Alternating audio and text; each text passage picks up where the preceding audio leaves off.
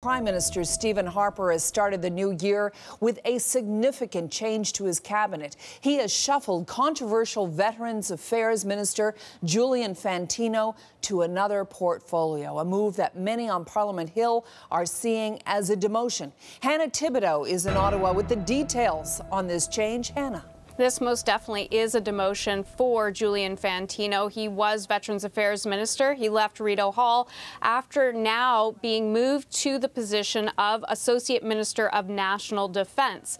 Now, he did hold this position back in 2011. He was in charge of procurement at that time. He now goes back to this position, and replacing him is Erin O'Toole, 41-year-old MP from Durham, Southern Ontario. Now, he had the position of Associate Minister of Defence. He is now Minister of Veterans Affairs. Now, the reason why this happened, there had been intense pressure on the Prime Minister, intense pressure on Julian Fantino himself to resign from the opposition, from Veterans Affairs groups, and from veterans themselves. They were not happy with his performance ever since he became Veterans Minister, and some of those follies that he had over the past little bit really started to tumbleweed and roll and grow over the last little bit. Let me go through some of the ones that have happened, and one of those ones is that he announced $200 million.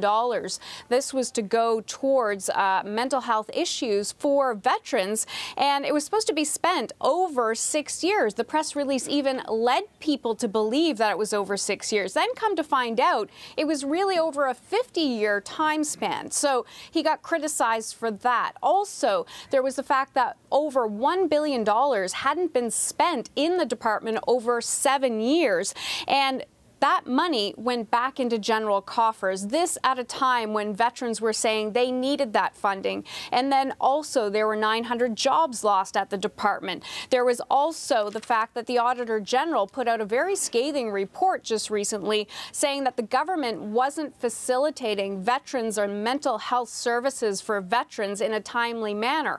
All of these things came to a head. There was a call for his resignation.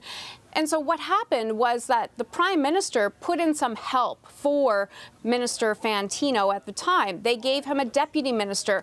The former Chief of Defence Staff, Walt Natinchuk, was put in place to try to help out in the department. Then finally, there was even the Prime Minister's office sent over one of its heavy hitters to try to fix the situation for Julian Fantino. That didn't work. Clearly a demotion today. As he left Rideau Hall, he wished everyone a Happy New Year, but that was all he had to say. So, Hannah, all eyes will be on Erin O'Toole, a relative newcomer to this government, and I must say he has an ambitious resume, including time with the armed forces. Yeah, absolutely. Erin O'Toole does seem to be a good choice, and we have been watching on Twitter the reaction to this, and a lot of people are feeling somewhat good and relieved about Mr. O'Toole being put into this position. However, he has a lot to prove as well.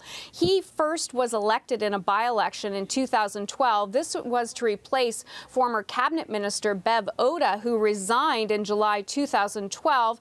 She had a lot of controversial issues surrounding her, as well as which included that $16 glass of orange juice. So he replaced her in a by-election.